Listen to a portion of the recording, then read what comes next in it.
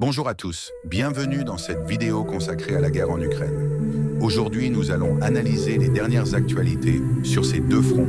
Commençons. Dans la direction de Kurakovsky, les troupes russes ont avancé à plusieurs endroits le long de l'autoroute Konstantinovka-Uspenovka.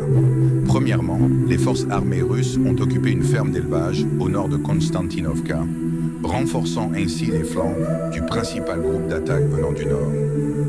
Deuxièmement, des groupes d'assaut russes distincts sont entrés et se sont retranchés à la périphérie est de Katerinivka. Les 103e et 104e brigades de défense terrestre des forces armées ukrainiennes pour repousser une attaque russe dans la région de Koursk.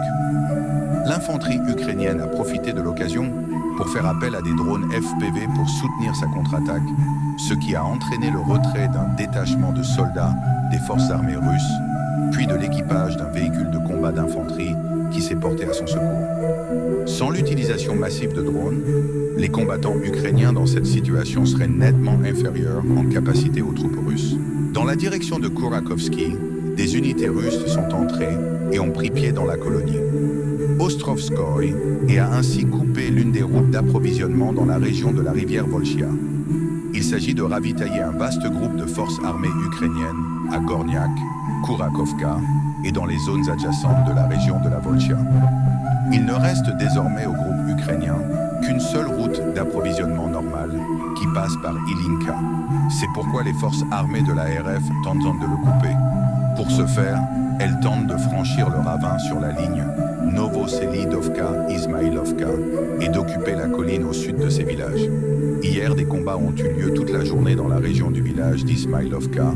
Les forces armées ukrainiennes retiennent ici de manière assez constante l'assaut des avions d'attaque russes. En outre, des unités russes poursuivent leurs attaques au nord de Tsukumino, dans la zone des voies ferrées et d'un élevage de volailles locales. Dans la direction de Kupiansk, les forces armées de la Fédération de Russie ont progressé jusqu'à la périphérie de Krugliakovka. Ici, les unités russes ont pu pratiquement atteindre la rivière Oskol dans la région de Krugliakovka.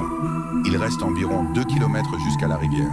En raison de cette percée, les troupes ukrainiennes ne peuvent plus emprunter la route rocheuse à l'est d'Oskol. En cas d'accès au fleuve, les forces armées RF auront deux options pour la direction de l'attaque. Le premier, au nord, vers Kupiansk, mais pour le prendre, il faudra des réserves plus sérieuses que celles dont disposent actuellement les forces russes dans cette zone.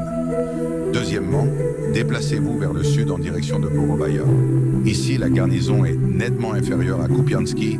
Dans la direction de Kupiansky, les troupes russes ont éliminé le saillant des forces armées ukrainiennes dans la section Pechanoe-Berestovo. Après avoir avancé dans la région de Berestovie, les forces armées russes tentent d'empêcher que la corniche ne soit coupée par les troupes ukrainiennes. Ici, les forces armées russes étendent leur contrôle et pénètrent jusqu'à Kupiansk. L'armée russe dans cette zone a poussé la défense ukrainienne presque jusqu'à la rivière Oskol. Dans la direction de Koursk, des combats ont lieu dans plusieurs zones. Dans la zone où les forces armées ukrainiennes sont entrées en direction de Glushkovo, les forces armées russes ont pu prendre certaines positions dans la zone du village de Veseloy. Actuellement, les affrontements se poursuivent aux abords du village.